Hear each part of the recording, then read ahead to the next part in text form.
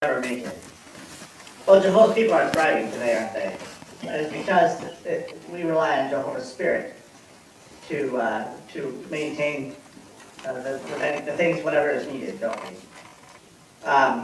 So when we talk to people in the field, sometimes it's interesting, it's maybe even difficult to determine if someone is genuinely interested. So the question this week is this question box: what determines whether we will leave literature with someone? So it all boils down to one word, doesn't it?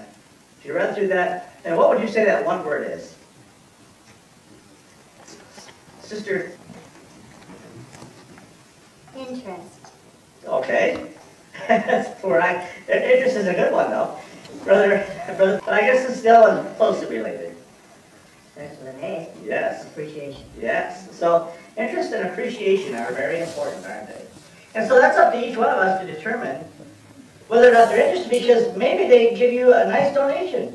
They say, oh, you know, because sometimes we may gauge their appreciation on, maybe they say, well, they're willing to spend money on valuable things. That's very nice.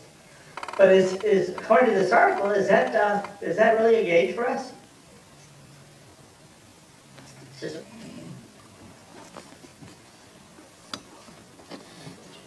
Not necessarily. That's right. That's right. So it's very important that we determine whether or not the people we lead literature with are reading. Well, let's ask you that. What are some things that you look for when you're making the decision whether or not they appreciate or have interest? What are some things that you look for? Sisters, give us one. I look for, are they following along and looking as I may be reading something from the magazine or a quote or from the scriptures? Are they paying attention, or are their minds just kind of looking past me? Good. Right. Are they willing to have a conversation with you? If you ask them a question, do they respond in a way that shows that they're willing to listen and willing to have a conversation with you? Good. If we go back and make a return visit, they may make it known that they haven't read the magazine yet that we left them. So what do we want to do then? Say, well, you can read another set then.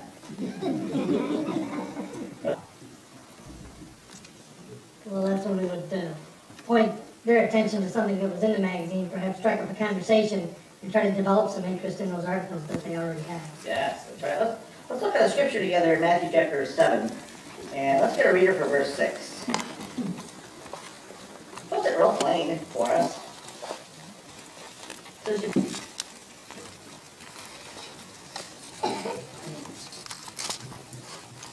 Do not give what is holy to dogs, neither throw your pearls before swine, that they may never trample them under their feet, and turn around and rip you open. Okay, kind of plain, it speaks plainly, doesn't it? So what do we want to take from that scripture? What do we want to take away from that? Sister. Well, just like we consider the literature is very precious, we wouldn't want to leave it with someone that would trample it in the mud or whatever and then turn upon us. Okay, good.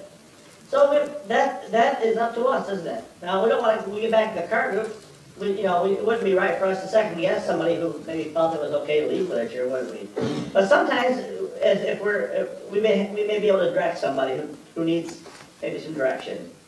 And if we're at the door with them, we come back and say, what did you see there that helped you to see that they appreciate the literature?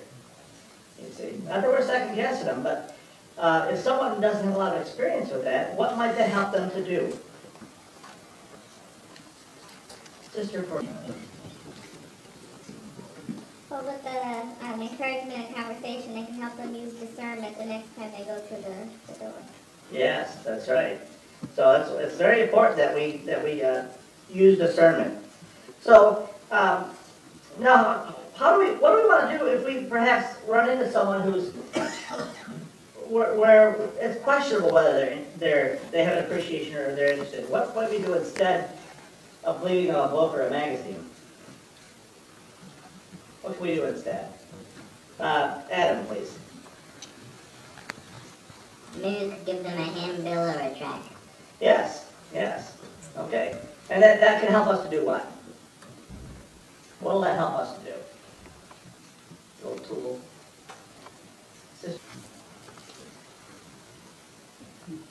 Again, it can help us to discern whether they are interested or not. We can offer to come back and discuss that with them if we feel they show a little interest, and just find out how they feel about it. Thank you. I was working with somebody one time and they said, I don't know if this woman will listen, she's always too busy for us. And so I purposely went to the door with only my Bible and said, I know you're very busy, all of us are, but I wanted to take 1 minute and share a very important scripture with you. And I left her with just a scripture. So hopefully next time it may touch her heart to listen to somebody. Very good. Okay. Now, the next paragraph starts, it says, similarly, the amount of literature, how much literature should we obtain from the literature magazine counter?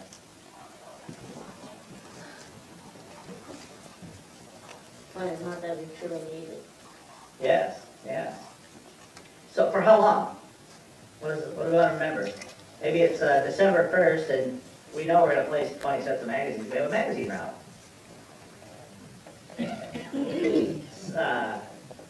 Sister,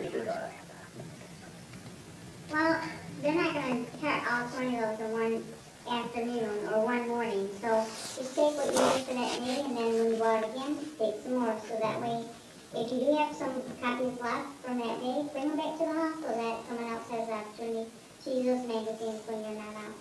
that's right. Meetings for service are here at the hall every day except for Thursday and Friday. So there's plenty of time to pick up your magazines here, isn't there? So, and to not overtake what you won't need, what you can't use. So, but again, it's not based on financial ability to pay, is it? It's based on appreciation and interest. You see, but even back before we quit asking for a contribution, how many of us gave away some literature anyway because we thought someone would appreciate it? Yeah, we all did, didn't we? Certainly we did. So how about items that can be ordered, like large print Bibles or inside books? What do we want to be careful of with things like that? Those for the general public. What do you think? Sometimes we don't think about that.